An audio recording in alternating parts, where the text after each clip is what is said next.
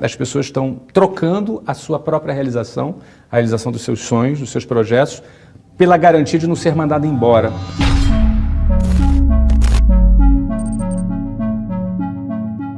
Sim, vale a pena empreender. Eu sou bastante enfático em propagar com todas as minhas forças e espaço público nas redes sociais que empreender vale a pena. Isso é uma afirmação que eu faço baseado na minha experiência de 20 anos empreendendo no Brasil, baseado na experiência de ajudar pessoas a empreender no Brasil.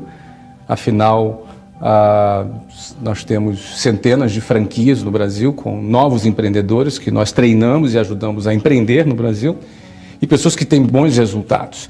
Porém, a ressalva é que a gente diz que vale a pena empreender no Brasil, apesar de vários fatores. O maior empregador do Brasil não são as grandes multinacionais, mas sim os micro e pequenos empresários. Então, apesar disso, parece que toda a estrutura estatal ignora esse fato que tem uma grande importância e contribuição na economia, e o que inclusive sustenta o próprio Estado. Não é? Então, apesar de tudo isso, apesar da complexa estrutura tributária, apesar das leis trabalhistas serem arcaicas e antigas e oneram bastante não apenas o empresário, mas até o próprio trabalhador, que às vezes ganha um salário e tem 35% descontado, e a empresa acaba pagando o dobro do que seria o salário bruto dele, e ainda com o líquido que lhe sobra, ele tem que pagar 50% de impostos embutidos em todos os produtos. Ou seja, no final das contas, o empregado ficou com 15% do valor que ele gerou e 85% foi para a estrutura de INSS e o próprio governo em forma de impostos. Esse ambiente hostil é como se você fosse ter que sobreviver numa selva onde as regras da sobrevivência são desconhecidas para quem mora num ambiente urbano civilizado. Não é? Então, no fundo, essa frase ela tenta colocar o quão realmente é desafiante empreender nesse cenário. Mas eu diria para você que, apesar disso, a gente aprende a lidar, a gente aprende, e no fundo, infelizmente, e muita gente tem bastante dificuldade de entender isso, quem é penalizado é o trabalhador, não é? Porque ele tem alguns direitos que o protegem, entre aspas, né? A proteção estatal é refletida em forma de quê? Não, ele tem um 13º, ele acredita, as pessoas realmente acreditam que tem um 13º salário. E, no fundo, isso são 12 salários diluídos em 13. No fundo, é o contrário. O trabalhador está emprestando dinheiro para o patrão sem juros, que é pago no final do ano. Não é? O fundo de garantia, eles acreditam também que é um direito. No fundo, é o contrário. É um empréstimo compulsório feito para o governo, remunerado abaixo da inflação, que, inclusive, ele não tem acesso a pegar aquele dinheiro quando ele precisa. E toda a contribuição previdenciária de INSS, ela vai por água abaixo quando as regras da própria Previdência vão mudar toda hora e não tem jeito de mudar porque a conta não fecha, porque já é um modelo fracassado, já é um modelo que é fadado ao fracasso, é uma pirâmide financeira que depende da entrada de novos contribuintes para pagar aqueles que estão recebendo hoje, ou seja, todo mundo acredita que está fazendo uma poupança que um dia o governo vai usar essa poupança para pagar a aposentadoria dele, mas isso não é verdade. Não é? Para um jovem que trabalha hoje receber a sua aposentadoria no futuro, ele depende da existência de um outro jovem que talvez nem nasceu ainda, para ele trabalhar, para poder contribuir e assim ele receber. O problema é que a população ela está envelhecendo a cada ano que passa, logo você vai ter uma quantidade menor de jovens economicamente ativos, trabalhando principalmente pelo fato de que as famílias brasileiras têm a cada ano que passa menos filhos. Ou seja, essa conta não fecha e não vai fechar. E as pessoas estão ali contribuindo e o pior, não tem a contrapartida que deveria ter. Ou seja, em vez de ter uma escola de qualidade pelos impostos que contribuem, não tem. Aí tem que pagar a escola privada. Paga de novo.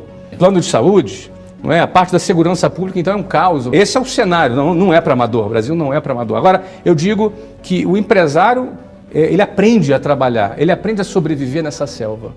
Mas o que realmente me desperta um grande lamento é pelo cara que trabalha, que ainda, em alguns casos, acredita que está sendo protegido, no fundo, ele está vivendo num sistema onde o poder de compra dele é menor, porque ele ganha menos dinheiro, poderia ganhar mais e ganha menos. O empresário perde, mas ele sabe sobreviver na selva.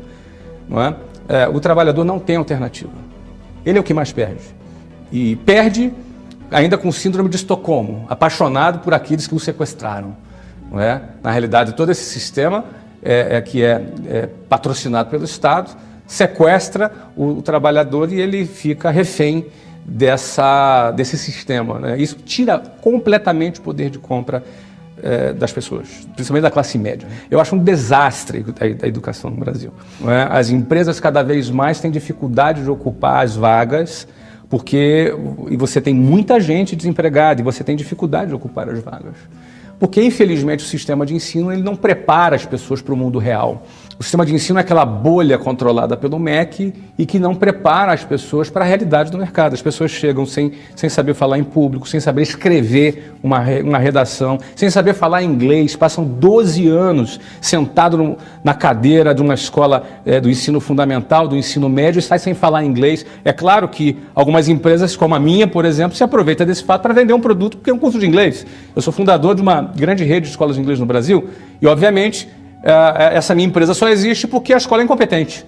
Se a escola fosse competente, essa empresa não existiria. Então, como as pessoas saem do sistema de ensino sem ter noções mínimas de educação financeira, elas não têm noções mínimas de educação financeira, não é? Ou seja, todo esse contexto, quando você olha para isso, você percebe que a escola não prepara o nosso jovem para a realidade. Aí ele é vomitado lá no mercado de trabalho, quando ele sai da faculdade, com o diploma pendurado na parede, e ele está absolutamente despreparado.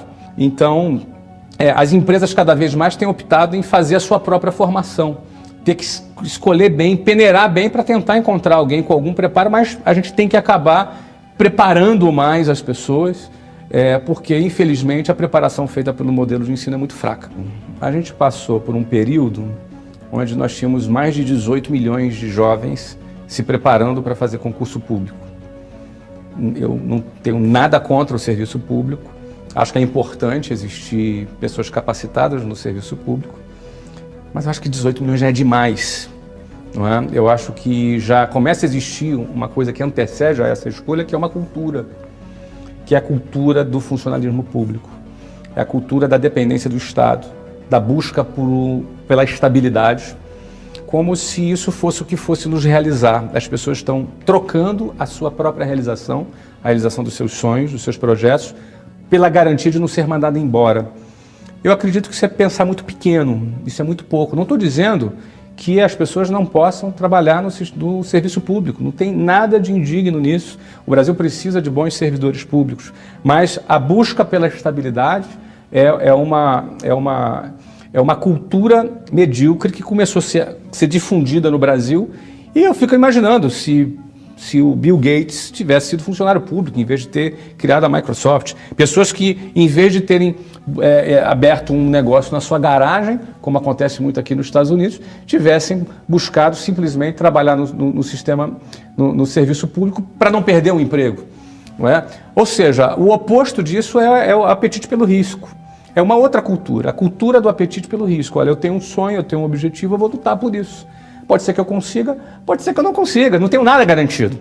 Até porque na vida nada é garantido. Desde quando você nasce até quando você morre, você não tem nenhuma garantia, a não ser que nasceu e vai morrer, não é? Então não existe nada garantido. Nem a própria estabilidade no serviço público, como a gente vê hoje no Brasil, as pessoas muitos funcionários públicos não estão recebendo salário, basta uma crise econômica, a lei muda, algumas pessoas são demitidas, ou seja, a estabilidade não existe, essa é uma frase que eu costumo repetir.